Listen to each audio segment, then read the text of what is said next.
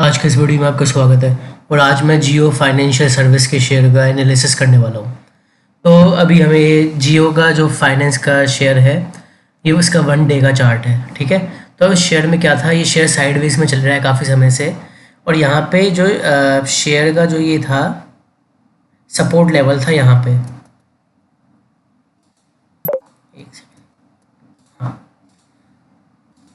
यहाँ पे शेयर का सपोर्ट लेवल था, यहाँ पे एक सपोर्ट था, फिर यहाँ पे था, फिर यहाँ पे था, फिर यहाँ पे।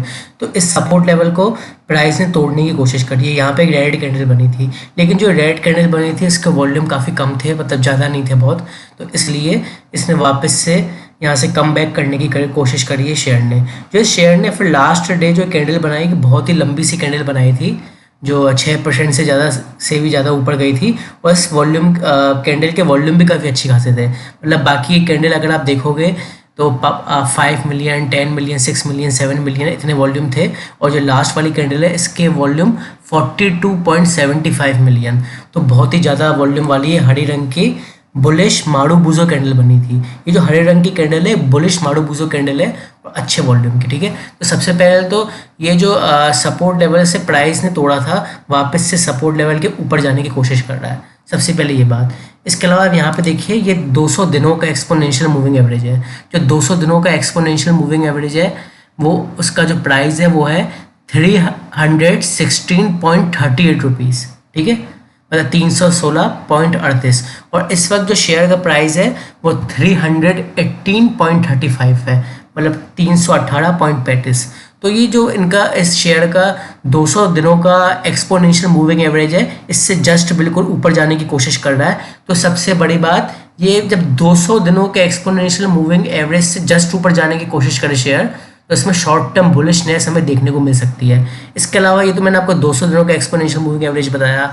तो अगर ये 200 दिनों के एक्सपोनेंशियल मूविंग एवरेज को अगर और भी पार करता है, तो इसका अगला लेवल जो होगा वो होगा 100 दिनों का एक्सपोनेंशियल मूविंग एवरेज। जो 100 दिनों का एक्सपोनेंशियल मूविंग एवरेज है वो 332 का है। तो 332 का लेवल एक तो 100 दिनों का एक्सपोनेंशियल मूविंग एवरेज भी है और ये रेसिस्टेंट लेवल भी है। देख रहे हैं आप, मतलब आपसे कोइंसिडेंस तो नहीं कह सकते हैं, ये ज़रूरी चीज़ है। मतलब यहाँ पे रेसिस्टेंस भी बन रहा है और यहाँ पे भी वो भी बन रहा है, 100 दिनों का एक्सपोनेंशियल मूविंग एवरेज। तो जब ये 100 दिनों का एक्सपोनेंशियल मूविंग एवरेज पार करेगा, मतलब 332, ठीक है, तो इसका हाई चांसेस है फिर ये इस रेंज को तोड़ के भी इसमें बड़ी तेज़ी देखने को मिलेगी हमें। मतलब कि 350, 360, 362 और 362 के लेवल को पार करता है तो ये 380, 390, इवन 400 तक जा सकता है। लेकिन पहले आपको क्या ध्यान देना है, इस लेवल पे वॉच आउट करिए। आपको ये ध्यान देना है कि जो अगली कैंडल बनेगी वो इस वाली कैंडल को हाई को तोड़ दे, मतलब 320.50। 320.50 के जब प्राइस को तोड़ेगी, ठीक है ना, तो ये इसकी तरफ बढ़ेगी 100 के EMA के लेवल की तरफ, मतलब कि 332.36 पे। ठीक है, तो आपको ये ये ध्यान रखना है, इस वाली कैंडल का हाई टूटे तो आप उसमें बाय कर सकते हैं। जो अग्रेसिव ट्रेडर वगैरह हैं वो यहाँ पे बाय कर सकते हैं रेंज के अंदर ही, जब इसका इस वाली कैंडल का हाई टूटे। लेकिन आप एक कंजर्वेटिव अगर ट्रेडर है तो 332 के लेवल को तोड़ने का इंतजार करेंगे, तभी इसमें बाय करेंगे। ठीक है, अगर बाय चांस ये कल वाली कैंडल इस वाली कैंडल के हाई को नहीं तोड़ती है, मतलब 320.50 के लेवल के हाई को नहीं तोड़ती है, तो आप इसमें वेट करेंगे।